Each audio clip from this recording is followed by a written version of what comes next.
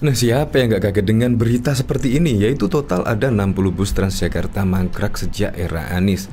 Di sini bus dibeli pakai APBD pada tahun 2017-2018. Nah, itu berarti kan semasa Anies Baswedan menjabat sebagai Gubernur DKI Jakarta.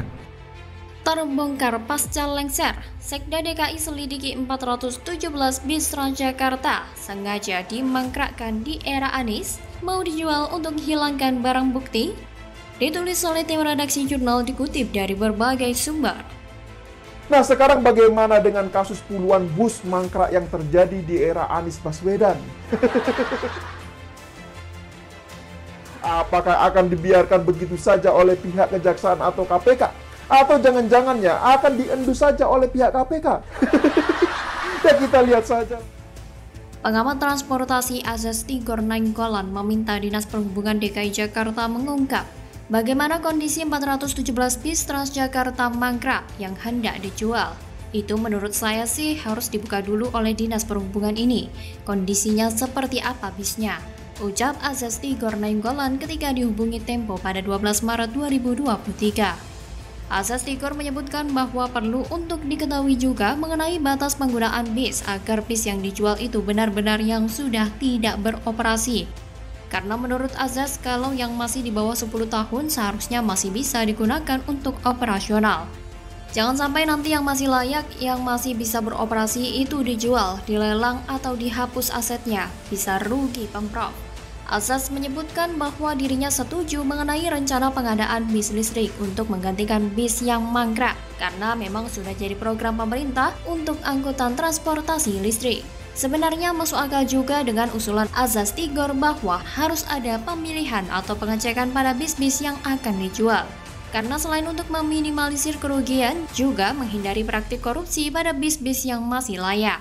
Hal ini tentu juga akan menjadi momen bagus bagi Sekda DKI karena adanya penjualan bis-bis ini akan mempermudah menginvestigasi kasus korupsi di dalamnya.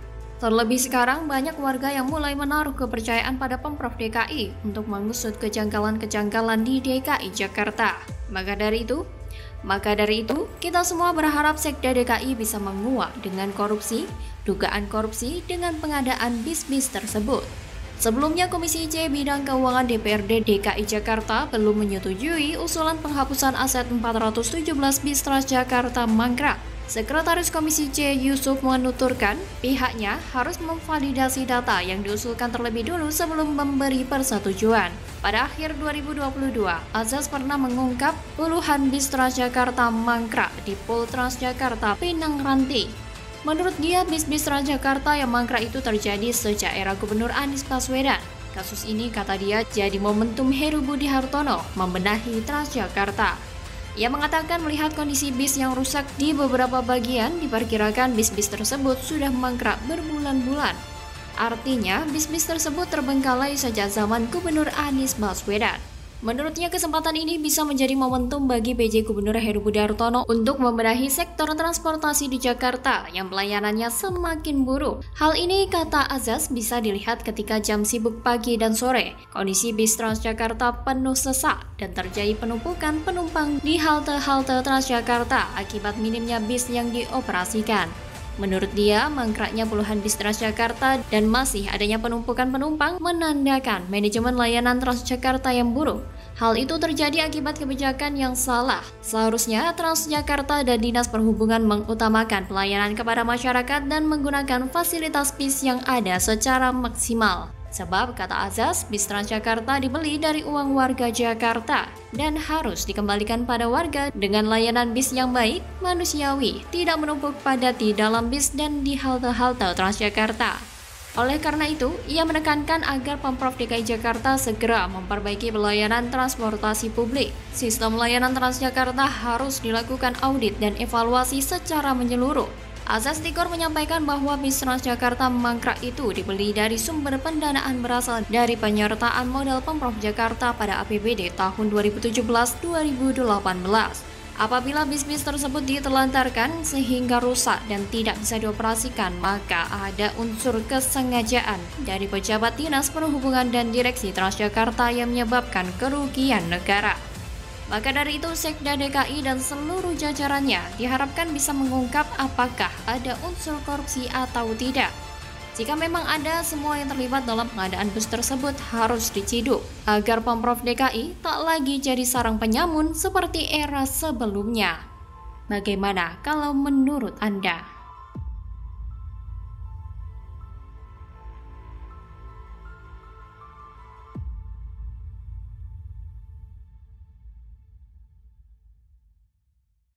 Saya sering dapat pertanyaan itu, Pak, apakah kualitas demokrasi kita menurun? Saya rasa kualitas demokrasi kita itu tidak menurun. Tetapi orang-orang yang tidak komit pada demokrasi sekarang lebih berani untuk mengungkapkan pikirannya. Anies fitnah ada Menko ingin ubah konstitusi, sindir Mahfud MD dan Luhut, MPR langsung berang, bikin gaduh dan suka nuduh. Ditulis oleh tim redaksi jurnal, dikutip dari berbagai sumber. Saya ulang, mereka yang tidak komit dengan prinsip demokrasi sekarang lebih berani mengungkapkan pikirannya. Anies ini makin bingung menemukan gaya yang pas untuk berkampanye ilegalnya. Ilegal karena belum waktunya ya. Nah, mulai dari gaya menjilat atau menghantam pemerintah seperti yang pernah bilang di Singapura dulu bahwa IKN itu seolah minim dukungan publik, kata Anies. Untuk memenuhi hasrat berkuasa, nggak jarang dengan licik Anies juga melancarkan fitnah. Baru-baru ini kembali berbicara kepada media bahwa ada seorang menteri koordinator atau Menko ya yang ingin merubah konstitusi. Bakal calon presiden atau capres Anies Baswedan mengungkapkan bahwa dirinya tidak pernah membayangkan seorang menteri koordinator atau Menko membicarakan ihwal gagasan mengubah konstitusi. Menurut Anies, orang-orang yang tidak komit pada demokrasi inilah yang mesti dilawan. Kok ada orang yang berada dalam posisi kunci, Menko, mengatakan mengubah konstitusi dengan jumlah orang seberapa banyak yang mau didukung? Kata Anies saat berpidato dalam acara silaturahmi dan dialog kebangsaan lintas tokoh Kahmi di kawasan Ancol, Jakarta Utara pada Kamis malam 16 Maret 2023. Anies menjelaskan yang dilawan bukanlah orangnya. Ia menyebut perlawanan mesti dilakukan terhadap wacana mengubah konstitusi itu demi menyelamatkan semangat reformasi.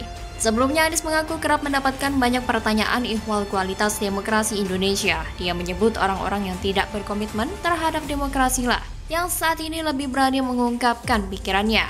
Anies mengatakan tantangan dan dinamika untuk mengembalikan spirit serta nilai bangsa Indonesia begitu besar.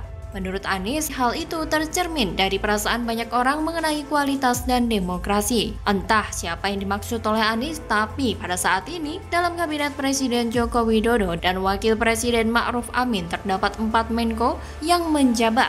Menteri Koordinator Bidang Politik, Hukum, dan Keamanan Mahfud MD, Menteri Koordinator Bidang Kemaritiman dan Investasi Luhut Binsar Panjaitan, Menteri Koordinator Bidang Perekonomian Erlangga Hartarto, dan Menteri Koordinator Bidang Pembangunan dan Kebudayaan Muhadjir Effendi.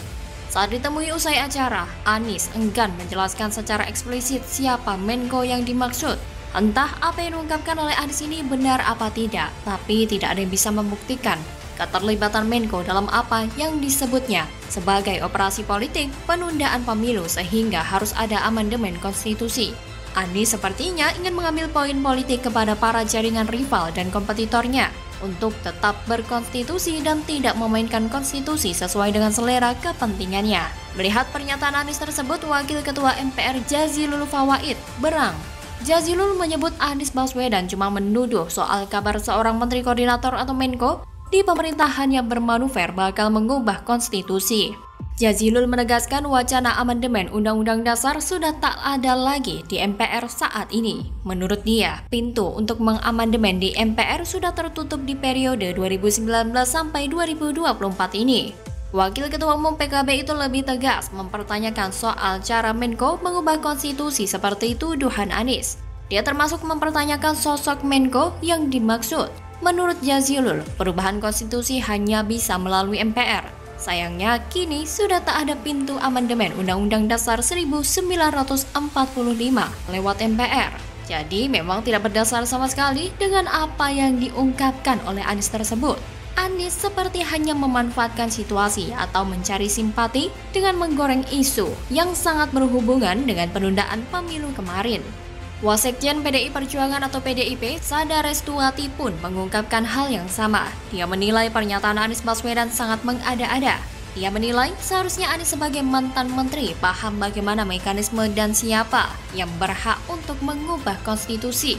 Maka dari itu, Sada Restuwati pun meminta agar Anies Baswedan tidak membuat kegaduhan dan membuat masyarakat kebingungan dengan pernyataan tersebut. Tapi ya begitulah Anies, ia masuk dalam kaum sakit hati. Biasanya kalau sudah sampai puncak akan jadi orang yang tidak bisa tidak diperhitungkan. Dia ini harus dianggap ancaman jika bikin gaduh. Bagaimana kalau menurut Anda?